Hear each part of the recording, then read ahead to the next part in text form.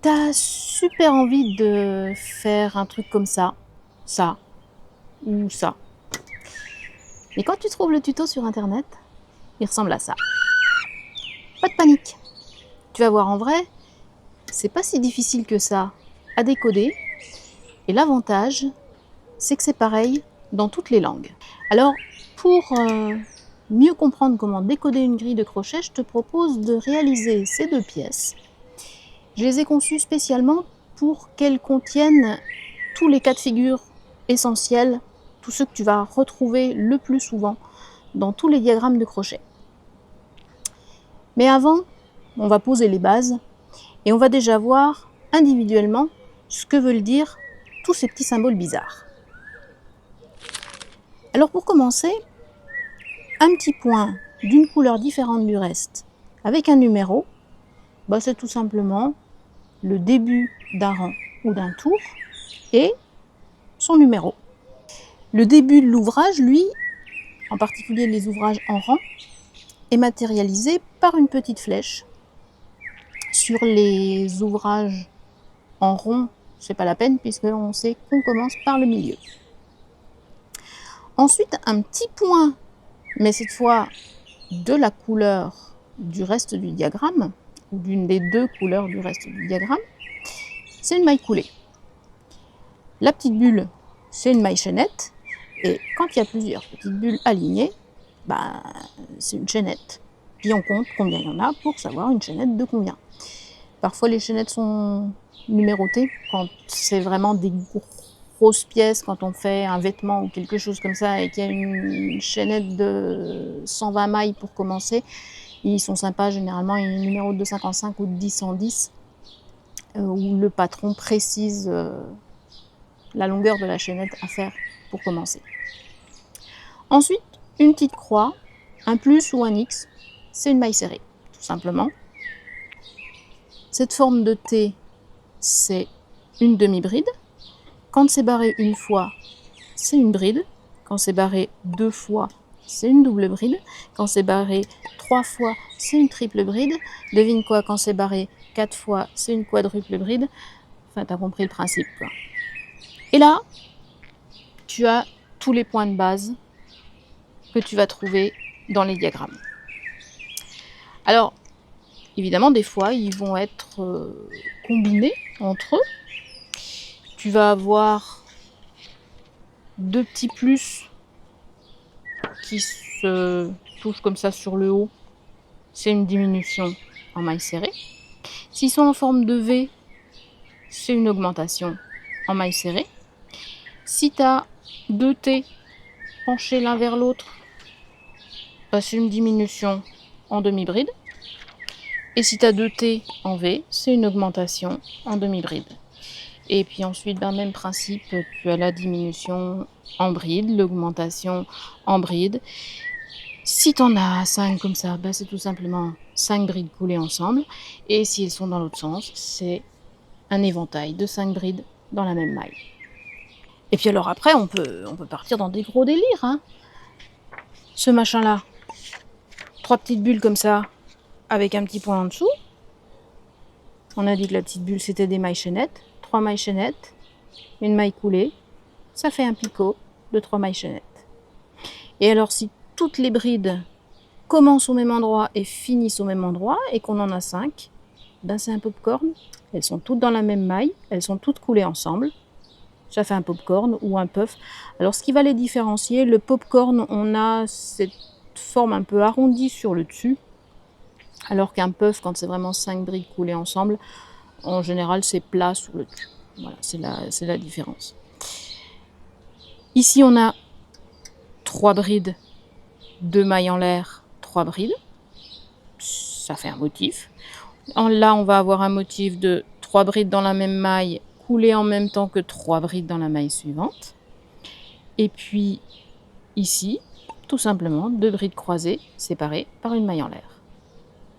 Et maintenant que tu sais ça, tu sais tout décoder. Alors, on va faire ce premier diagramme, qui est un diagramme en rang. On va travailler en en aller-retour et on va le décoder ensemble. Alors, le diagramme nous dit que ça commence ici, la petite flèche noire qui indique le début. On commence par une chaînette de 17 mailles chaînettes. S'il y en a 17, c'est moi qui l'ai fait, donc fais-moi confiance, il y en a 17. 1, 2, 3 et 17. Pour le premier rang, indiqué par un petit rond avec un numéro, on fait une maille en l'air pour tourner et 17 mailles serrées.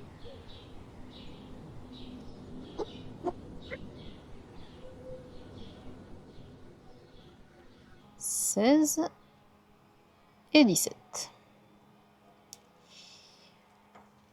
Au rang 2, on nous dit 2 mailles en l'air pour tourner et un T, une demi-bride dans la première maille serrée, donc ici.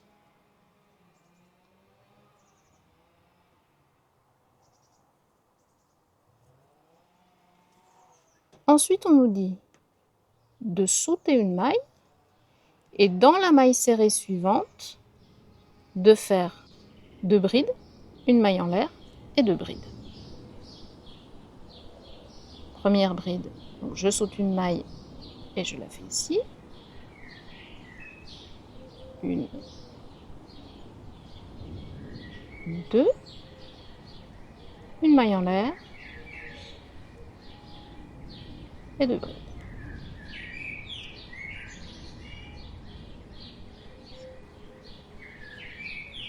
Ensuite, le diagramme nous dit à nouveau de sauter une maille du rang précédent et de faire une demi-bride dans la maille suivante. Et on va répéter ce motif jusqu'à la fin du rang.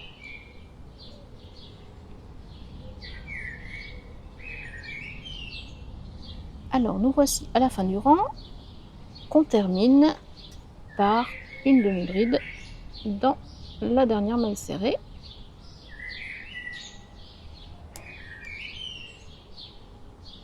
Que j'ai trop serré et j'ai du mal.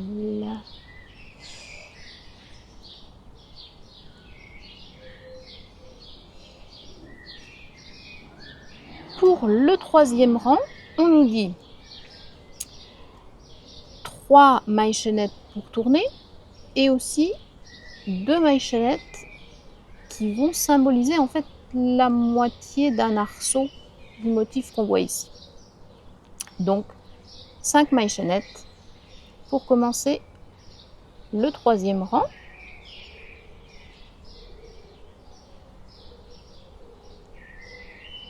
Et une maille serrée dans la maille en l'air du rang précédent.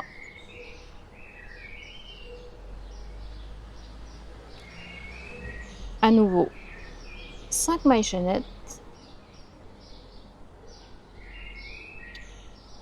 et une maille serrée sous la maille en l'air. Et on va aller jusqu'à la fin du rang comme ça. Et ici, comme on ne peut pas finir l'arceau ici parce qu'on va avoir besoin de repartir pour le quatrième rang, on va juste faire 2 mailles chaînettes et une bride dans la demi-bride du rang précédent.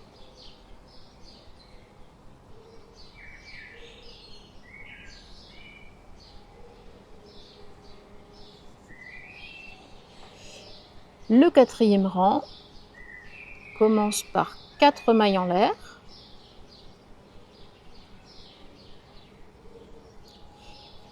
Et ensuite, on voit qu'on a 3 brides coulées ensemble, respectivement qui vont commencer dans le premier arceau, dans la maille serrée et dans l'arceau suivant.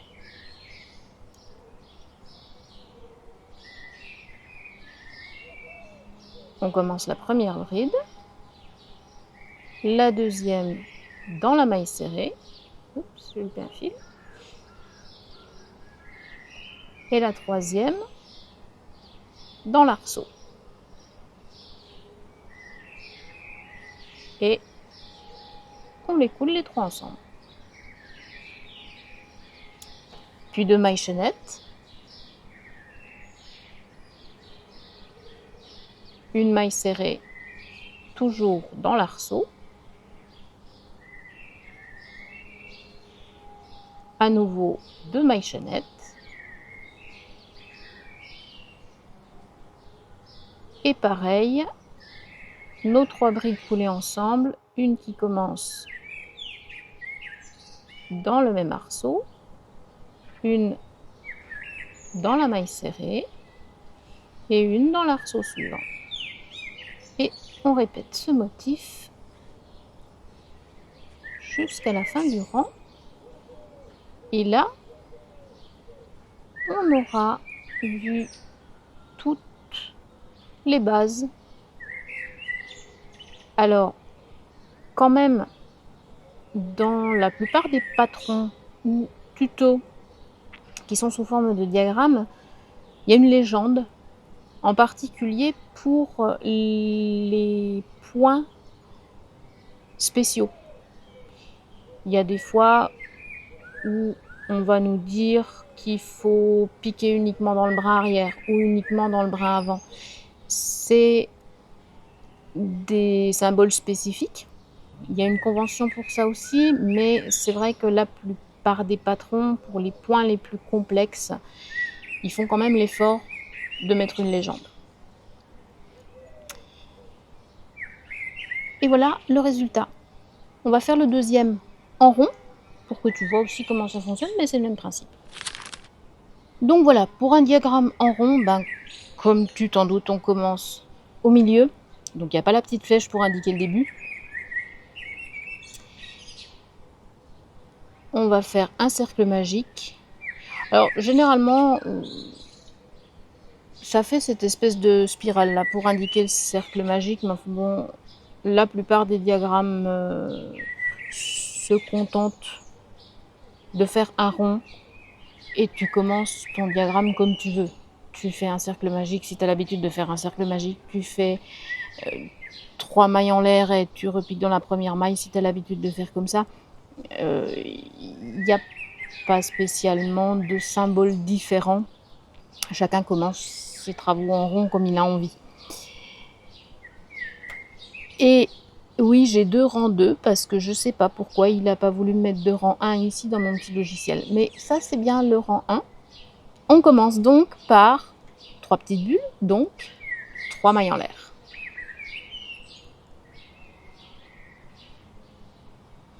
Et ensuite, 3 brides. Tu les sais par cœur maintenant. Alors ici, déjà dans le précédent d'ailleurs, il y a 2 couleurs sur le diagramme. C'est pour différencier les différents rangs. Tous les diagrammes sont pas comme ça. Il y en a qui sont monochromes. C'est juste un petit peu plus difficile de se repérer. Il faut juste prendre l'habitude. Quand tout est de la même couleur, au bout d'un moment, on finit par quand même s'y retrouver. Mais c'est vrai que quand on débute, je te recommande de trouver des diagrammes qui sont en 2 couleurs, qui te différencient bien les rangs, parce que surtout quand c'est des diagrammes très complexes, des fois c'est un petit peu compliqué de s'y retrouver. Donc ça ne veut pas dire qu'il faut changer de couleur à chaque rang, c'est juste pour se repérer. Par contre, il y a effectivement des diagrammes avec des changements de couleur, mais dans ce cas-là, c'est toujours pareil, c'est le patron qui va te préciser à quel moment tu changes de couleur. Après les 3 brides, 3 mailles en l'air.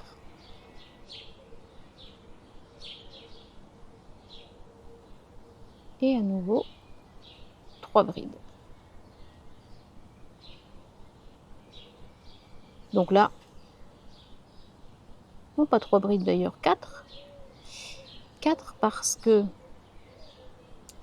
dans le premier groupe, notre maille chaînette, notre chaînette de 3, comptait pour une bride. Donc ensuite, on fait 3 groupes de 4 brides, séparés à chaque fois par 3 mailles en l'air. 1, 2, 3 et 4. Et les 3 dernières mailles en l'air pour finir ce tour. Et ici, alors, j'aurais dû mettre un petit point noir pour dire que on termine par une maille coulée.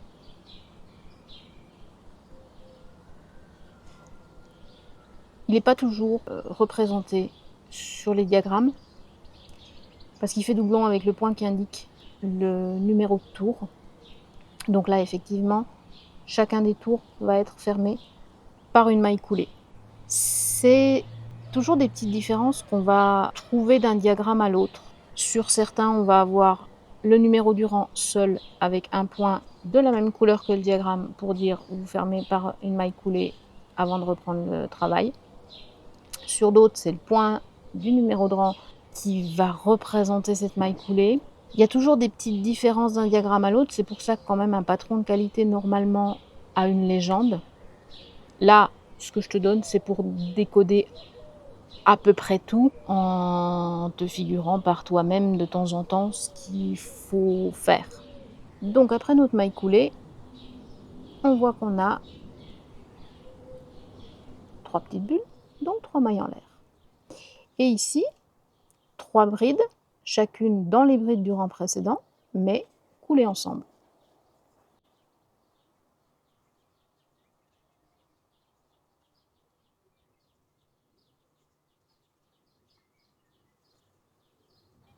Et on les coule ensemble.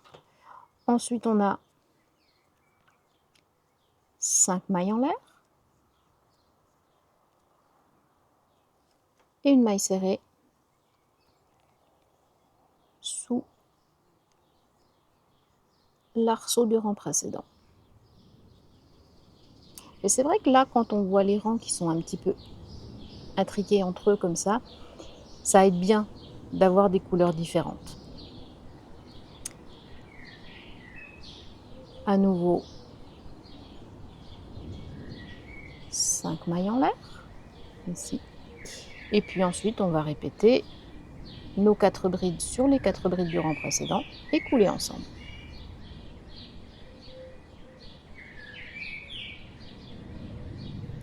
Alors, ce qui peut arriver, c'est que sur les très gros diagrammes, pour les grands napperons, pour les ombrelles, les nappes, les choses comme ça, il n'y a pas la place pour mettre le diagramme en entier, donc on va t'en représenter seulement un quart, généralement, juste pour te montrer à quoi ressemble un motif et la façon dont il s'enchaîne avec le motif suivant. C'est vrai qu'une fois que tu as ça, tu n'as pas besoin du reste, c'est pareil, tu finis le tour de la même façon. Et donc, après la dernière maille serrée, on finit avec 5 mailles en l'air. Et à nouveau, on va faire une maille coulée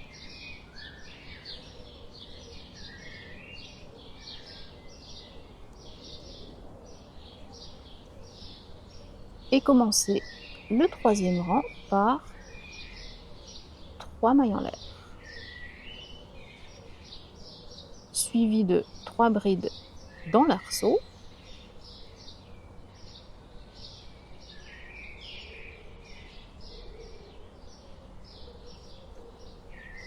trois mailles en l'air,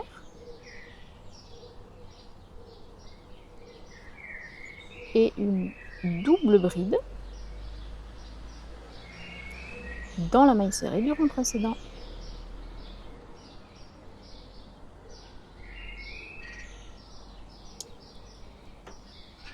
Et 3 mailles en l'air.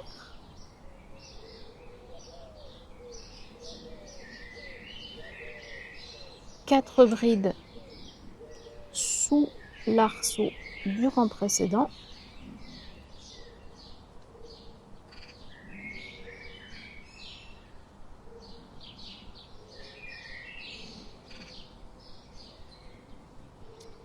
Et 4 brides sous l'arceau suivant.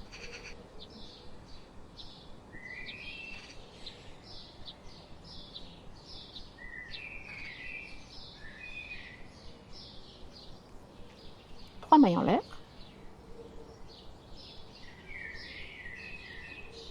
Et une double bride dans la maille serrée.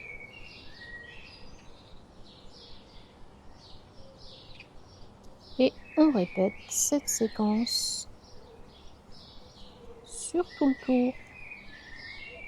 Et le tour se termine par ces 4 brides. Et encore une fois, on va faire une maille coulée pour terminer le tour. Et ici, je t'en parlais tout à l'heure, c'est presque le point popcorn, mais au lieu d'avoir un petit arc de cercle sur le haut, on a quelque chose de plat, donc ça veut dire que nos 5 brides sont toutes dans la même maille et toutes tout simplement coulées ensemble. La différence avec le popcorn, c'est que le popcorn, quand on a fait la 5e bride, on enlève le crochet, on repique dans la première et on vient récupérer la boucle. Là, c'est juste 5 brides coulées ensemble. Pareil, c'est pas précisé, je ne l'ai pas mis dans le diagramme parce que le symbole n'existe pas dans mon programme, tout simplement, dans mon appli. Sur le premier, forcément, tu vas commencer par faire 3 mailles en l'air, qui est l'équivalent d'une bride. Et puis tu vas ajouter tes 4 brides à couler ensemble dans cette première maille. C'est toujours des petites choses dans tous les diagrammes de crochet. Tu auras des choses à interpréter par toi-même, sauf vraiment si c'est un patron payant que tu as acheté, où là, normalement, tout est expliqué en détail. Mais des patrons que tu trouves sur Pinterest, il y a toujours des choses qui sont laissées à ta libre interprétation, je dirais. Des choses qui vont de soi, parce que autrement, tu peux pas crocheter un popcorn en commençant par une bride sur le premier point du tour. 1, 2, 3, 4, 5 mailles en l'air. Parce que là, maintenant, t'es incollable. C'est même plus la peine que je te montre comment finir le rang, là. Là, par exemple, tu sais que c'est une demi-bride.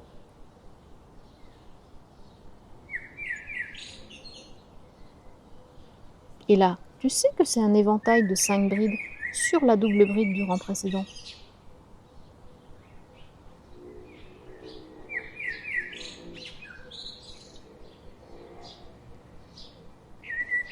Alors, au cas où tu ne serais pas tout de suite incollable, je vais te mettre dans la description un lien vers mon petit fichier de légende que je t'ai montré tout à l'heure. Ça va servir de recette quand tu auras des démarches internet. Après l'éventail de 5 brides, on a à nouveau une demi-bride. Donc plutôt comme ça, voilà.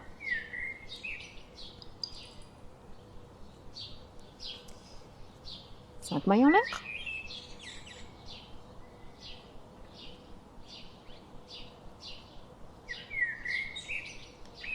Et un puff de 5 brides coulées ensemble.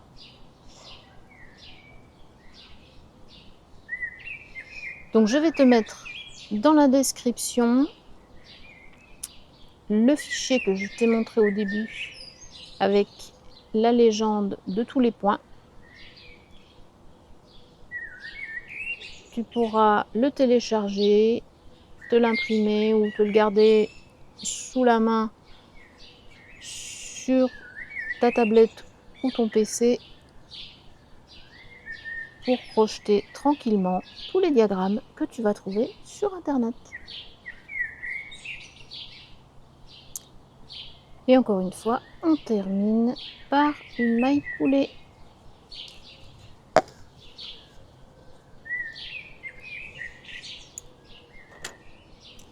Et voilà, maintenant tu es incollable sur la lecture d'un diagramme de crochet. Je te laisse donc dans la description la légende que je t'ai montrée au début avec le nom de toutes les mailles et leurs symboles.